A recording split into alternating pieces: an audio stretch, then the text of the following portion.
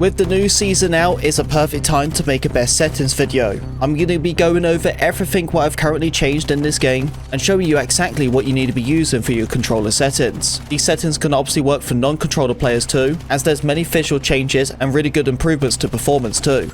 In the accessibility tab, we're going to go down to color profile. These are my custom color settings. I use friendly icon as white, squad mates as pink, enemies as yellow. I highly recommend for you to change your color to yellow or anything brighter for an enemy color, as it's going to help you extremely stand out when it comes to visibility, as you can see that yellow icon above them. Brightness is a hit and miss because there's many preferences when it comes to your monitor, but for me I use 50. Now let's move ourselves into camera effects. Motion blur overall is basically when you're turning around, it kind of blurs the screen in the background, but the weapon blur is doing well, as it says, it blurs your weapon when you're moving. You don't want that at all. It's too much, especially if you're on PC, as it's going to take away more performance from it. Your HUD infantry motion, you want to turn this off as well, because when you are playing the game, your HUD is actually going to be shaking, and you don't want that. And speaking of shake, you want to turn down your camera shake, because if there's any explosions happening or a tank going close by, every time stuff like that is going to keep happening, like a grenade or building collapsing, everything is going to keep shaking. It's going to be so much, but you can't turn this off completely.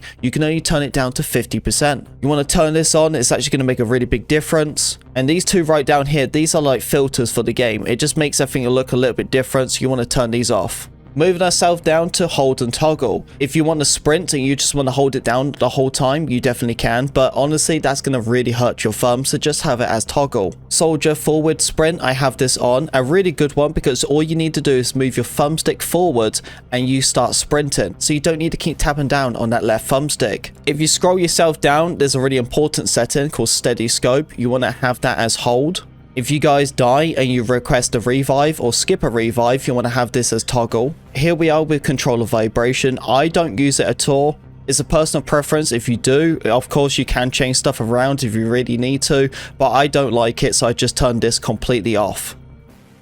We're on the HUD side. If you go all the way down to this area here, this is a big one, because this is actually helping out with your soldier visibility. You want to make sure you turn that on. It's going to brighten up the characters. We scroll ourselves down. This is our minimap settings. I use large, 90%, 15 and 40. Then we use the rotation, we have that on. My distances is 160, 250 and 300. In the compass side, we turn off the multiplayer one. We don't need it, but for RedSec, we have it on. My crosshairs, this is a really big one because they actually have a new setting called the custom reticle colors. If you turn this on, you can actually change your custom colors. And for my crosshair, I use white. If you're like me and you don't want to have the chat, as many times people are just complaining, if you scroll all the way down on the bottom of the HUD, then you'll find a setting called chat visibility. I put this as hide. Now we're moving ourselves over to the controller side. For my sensitivity, the infantry aim sensitivity at 70. My FOV is at 120. Of course, this can make everything extremely large and it makes the target smaller. So if you are not comfortable with 120, go for 110 or 100. If you are default by 55 or 60, then go and use like 70 or 90. But the higher it goes, the better it will be, because it will actually reduce the visual recoil. So it makes it look easier to control a weapon when it's really the same as a low FOV. Make sure you use your uniform soldier aiming on. The default is at 178. I use aim assist for 100. My infantry aim input curve is at standard, and the acceleration I turn off. Scroll yourself down a little bit, you're going to find steady scope. You're going to use the same button as you're aiming, so as soon as you aim down sight, you're already holding your breath. Infantry zoom aim sensitivity is at 35. Isn't high, is it, compared to a sensitivity of 70, but that's what makes me consistent at them gunfights, especially when it comes to tracking. And if you scroll all the way down, you're going to find flick look, a really important one, and you can change this in your custom keybinds. Make sure you have your infantry flick threshold at 10%, and the speed at 200%, and you could do a 180 really quick. Now we can actually go into our custom mappings and show you exactly how I set everything up. My ping is R1. To throw grenades, I swipe down on my controller. This is only for the PlayStation 5, as we have a touchpad in the middle. Clear ping is the same as R1, and our flick look setting is the upper D-pad. But you have to customize stuff, as the upper D-pad is already been in use, so you had to switch around some of the D-pad buttons. Jump is at L1, same as the vault, and crouch is R3. Parachute is L2, slide is R3, and the melee is circle. When it comes to change the laser sight, I have the middle button on my PlayStation 5 controller. When it comes to the rangefinder, I use R1. To change the fire mode, I have swipe right. Steady scope is at L2. But this is how I change around when it comes to my gadgets. My one gadget is at the left side, gadget 2 is on the right side, and the main class gadget is the down D-pad. So if you're doing support, to chuck your ammo crate is down. Moving ourselves over to the ground vehicles, I haven't changed personally too much with it. The vehicle aim sensitivity is at 40, and the field of view maxed out at 83. The tank aim sensitivity at 150.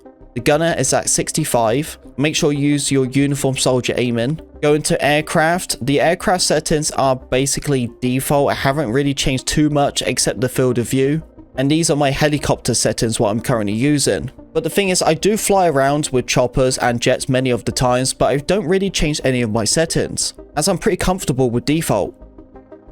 If you scroll yourself all the way down to the bottom, you're going to find a setting called controller tuning, a really important one because this is where you're going to find all of your dead zones. If you are on PlayStation, you can turn off your adaptive triggers if you don't want them. I'm not a big fan of it at all, so I have it completely off. The left stick and the right stick for its dead zone is default at 8, 6 and 100. For the L2 and R2, we have 0, 5, 0 and 5. This is really important. The slightest little bit of pull you can do on your triggers is the instant input what you can do. You're basically going to be shooting straight away. In the graphics settings, I have my performance as auto balance. If you want to run 120, you can go for performance. My sharpness is at 60. My weapon field of view is at wide. And these are graphics settings what you can turn off to make the game clearer and easier to understand and read, as you won't have too much of the film grade. Like if I turn this setting on, look at the difference. Makes everything darker, right? And imagine that trying to track enemies with a poor visibility, and you go and select it off, and it makes a big difference.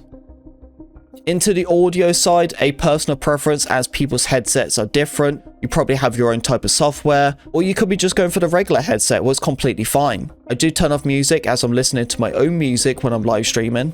I go for 3D headphones with the war tapes. I really do like war tapes, as it helps so much when it comes to listening to footsteps. And there we go, troopers. That is the best settings for Battlefield 6 for its Season 2 update. Thank you very much for watching this video. Hope it helped you. If it did, don't forget to leave a like and subscribe if you're brand new. If you have any questions, please let me know in the comment section below. And like always, I'll see you troopers on the battlefield. Oh my god, I actually hit him. That was perfect. I definitely wasn't crashing into the rock, I promise.